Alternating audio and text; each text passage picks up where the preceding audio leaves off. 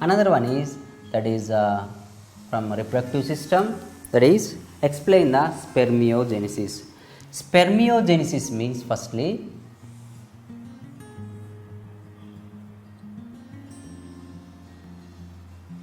spermatogenesis.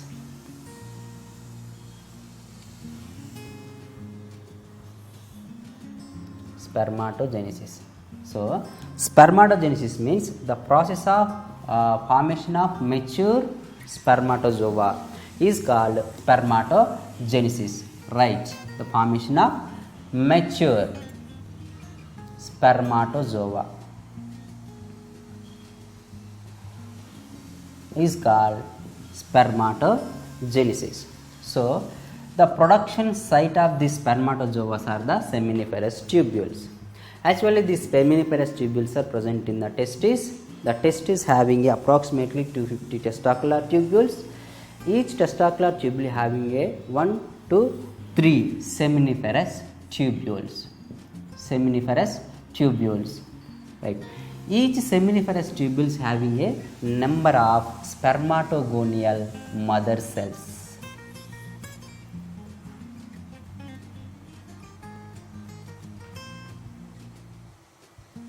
Spermatogonial mother cells. So this spermatogonial, after maturing of these spermatogonial mother cells, these are converted into the spermatogonia. Spermatogonia. So right, I will draw a small diagram about these seminiferous tubules. Right. This is one part of the seminiferous tubules. These are the spermatogonial or spermatogonia cells. So basically these are in the diploid state. Diploid state. So these are the spermatogonial cells.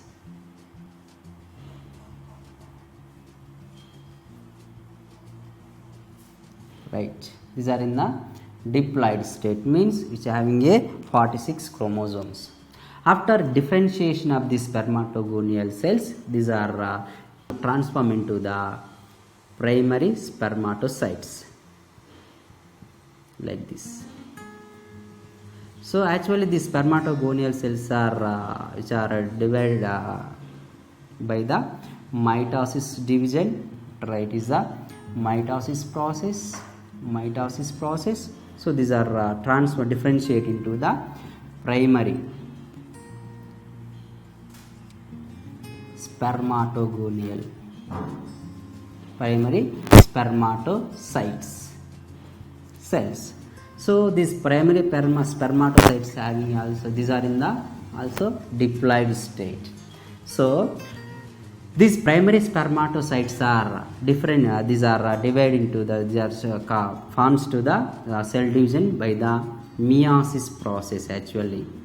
So it is the first one, meiosis 1 process. That is, after completion of the meiosis 1 process in the primary spermatocytes, these are transformed into the secondary spermatocytes. These are the secondary spermatocyte cells. So these secondary spermatocyte cells are also differentiate into, means here these are the secondary spermatocytes. So these are in the haploid state, means which are having only 23 chromosomes, After that, these secondary spermatocytes are also shows to the meiosis 2 process. After completion of this meiosis 2 process, the secondary spermatocytes are forms to the spermatids especially. So these spermatids are finally differentiated into like this. These are the primary these spermatids, immature spermatozoas especially. So these spermatids are differentiated into spermatozoas. spermatozoas. So it is the main thing, right? Here these immature spermatids are attaching to the Sertoli cells. These Sertoli cells are present inside of the seminiferous tubules. So the main function of these Sertoli cells are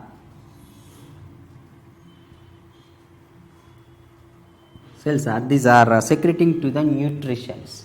So these nutrients are utilized for this development of spermatids into spermatozoas. So it is the main thing. So after differentiate into the spermatozoas, which are able to self moving with its tail. So these are called spermatozoas. So it is the process of spermatogenesis.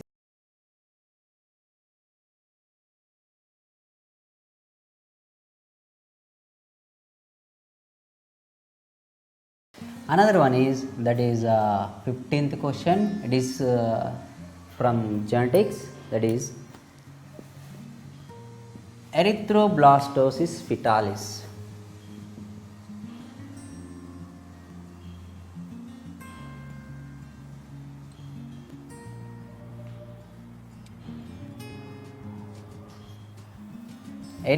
What is erythroblastosis foetalis? Firstly, so it is a hemolytic disease of newborn. This disease is occurred in the fetus especially.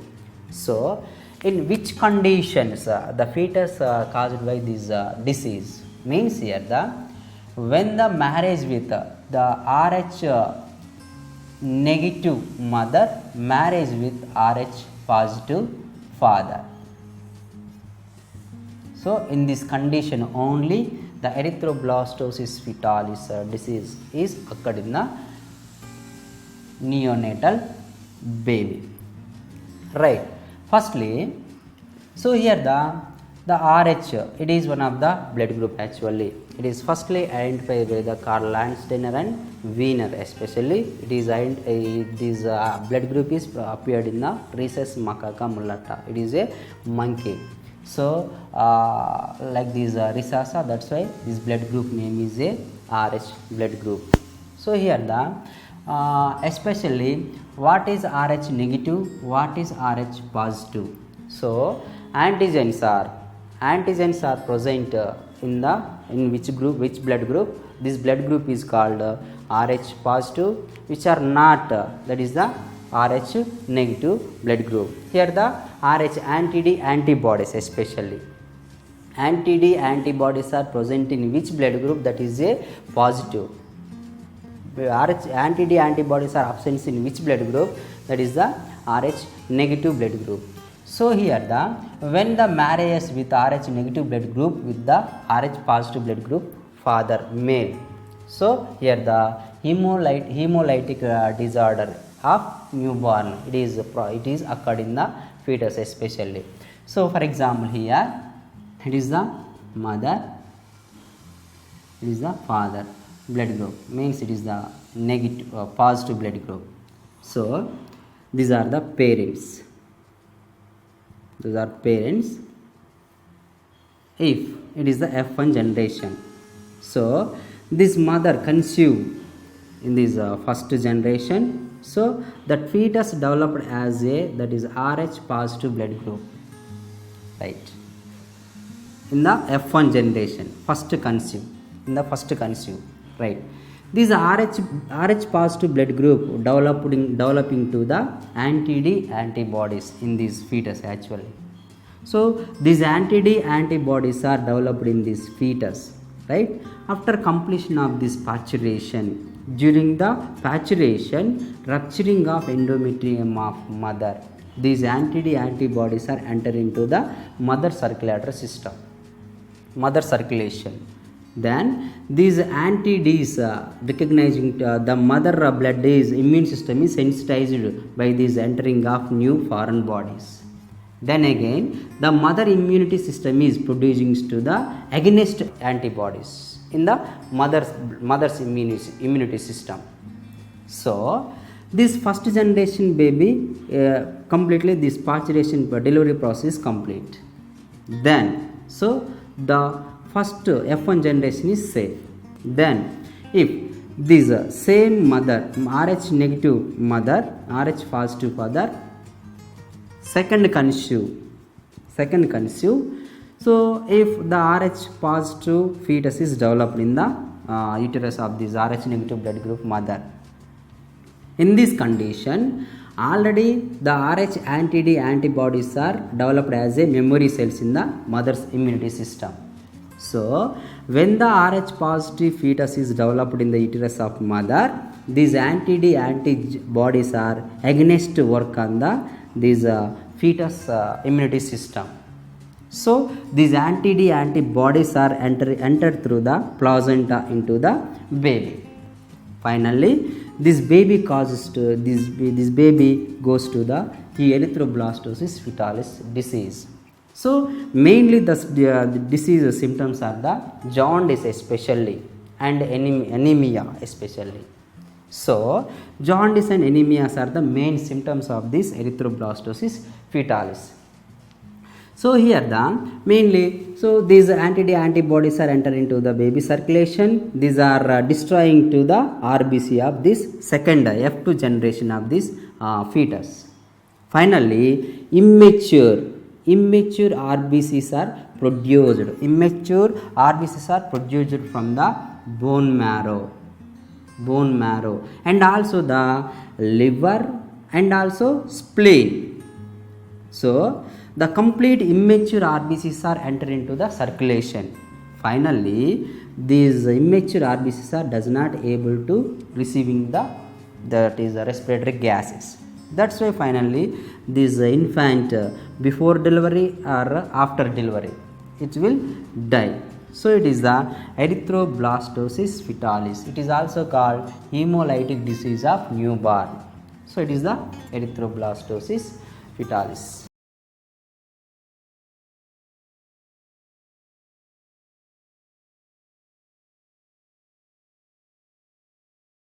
Another one is distinguish between homologous and analogous organs. So here it is from organic evolution.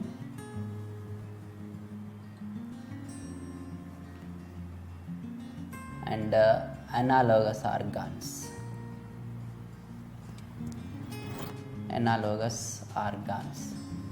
Homologous, analogous organs. So firstly we are discussing about the homologous. Homologous organs means these are the structurally same and origin. These are called homologous organs. Once again I will repeat, it is homologous organs means structurally same and origin. So these organs are called homologous organ. So this types of evolution is called divergent evolution. It is very important. Divergent evolution. So the best example for these homologous organs are the wings of bat and forelimb of horse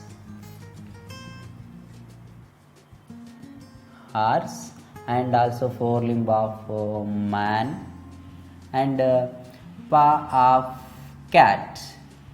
So these are all the structurally same but functionally different. It is the main main function of these homologous organs. So these are all. So once again, homologous organs means they are the structurally same and origin, and functionally these are the different.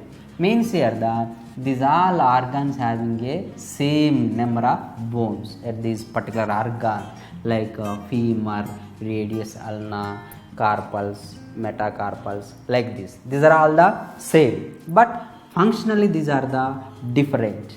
Like this, wings of bat, these are using for that flying, forelimb of horse and forelimb of man, and these are using for the walking, and paw of cat, these are using also multiple purpose of this organ.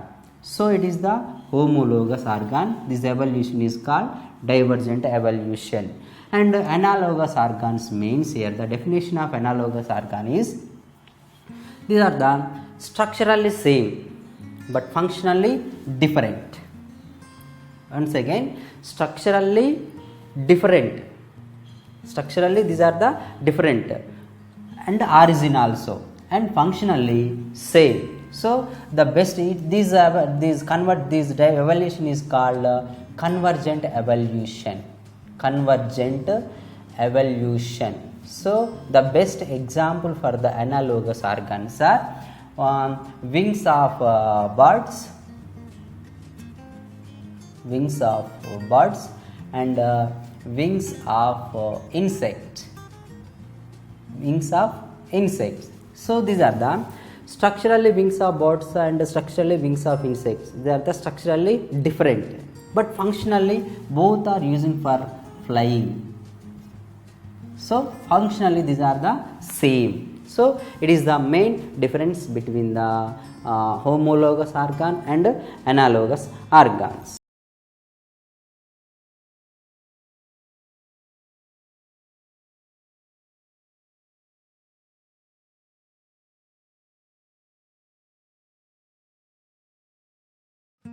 Another one is that is seventh. It is also from organic evolution. Okay, that is explain the genetic drift with an example. That is founder effect and bottleneck effect. Right. So that is firstly, what is genetic drift? Right. Genetic drift means that is the when the variations are occurred in the allelic frequency, not by selection especially. So it is the genetic drifting. So firstly we are discussing about the what is allelic frequency. Allelic frequency. Allelic frequency when the variations are occurred in the particular species. So here the actually a gene has two alleles. It is a generally. So which organism, which species, the particular genome, gene alleles has two alleles. Gene has two alleles. So that is the particular species. When the variations are occurred in the frequency means here the other than two alleles. So after that the particular variations are occurred in the particular species. So that is leads to the formation of new another species. Why? Because the completely when the variations are occurred in the particular allelic frequency in the particular organism, that is leads to the formation of that is a new gene pool, new genome. That's why that is completely forms to the new evolution, that is a new organism. So that is the main thing. So here the best example of this genetic drift, that is the founder effect. For example, here the one original population is present in the particular area. So it is the A population, for example. So here different populations are present, different gene allelic frequency organisms are living in this area. So that is best example, that is red Indians, especially red Indians here. So here the different blood groups persons are living in a particular area, particular region. So in this particular region, these O positive blood group persons are removed from these are eliminated from this particular area. So these are comes to the particular new area. These are only the O positive persons, male and female, and these are forms to the new colony. These are only O positive blood group, red Indians. So these B populations are formed by this particular population. So these peoples are called founders now. These founders are eliminated from this particular another first group of original population. Then after that these O positive blood groups persons are completely isolated, reproductively isolated with this original population, but that's why the allelic frequency completely change in this new formed population. It is the founder effect. So it is the genetic drift and with its example.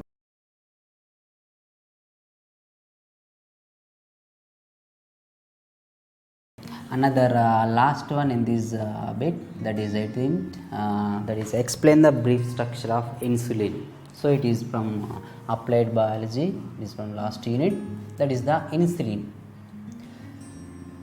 So it is a hypoglycemic hormone. Actually it is secreted from beta cells of isolates of Langerhans. These isolates of Langerhans are present in pancreas. So the pancreas is a mixed gland actually. So these beta cells are secreting to the insulin. When the absence of secretion of beta cells, these secretions are decreased, these insulin levels are decreased in the blood. Then after, the glucose levels are will increased in the blood. So that is may leads to the deformities like diabetes mellitus. So genetically insulin preparation is done now. So that is called humulin. Basically this insulin is obtained from the another animals like pigs and another immunized organisms, but that is goes to the side effects. That's why that animal are obtained insulin does not cannot use it to the another organisms. That's why this insulin can developed from the genetically by the particular carriers like Escherichia coli, like another organisms. So basically the insulin, so that is preparation of humulin actually.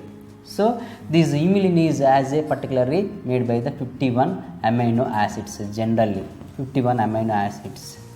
So basically these 51 amino acids are present in 2 polypeptide chains. It is the main thing, 2 polypeptide chains. These 2 polypeptide chains are the, that is chain A has a 21 amino acids and chain B has 30 amino acids. And actually here the another chain also present in this humulin, that is the chain C. It is a non-functional chain, but it is before the, that is it is firstly it is obtained as a proenzyme like pro hormone. So after modification this chain C will removing from this chain A and chain B, and especially the chain A and chain B are internally connected by the disulfide bond especially, and finally completely this chain C is removed from the humulin. So when the chain C is removed from this pro hormone, so it is afterwards it is developed as a active hormone. So it is the main thing. So the structure of insulin, that is mainly for example it is the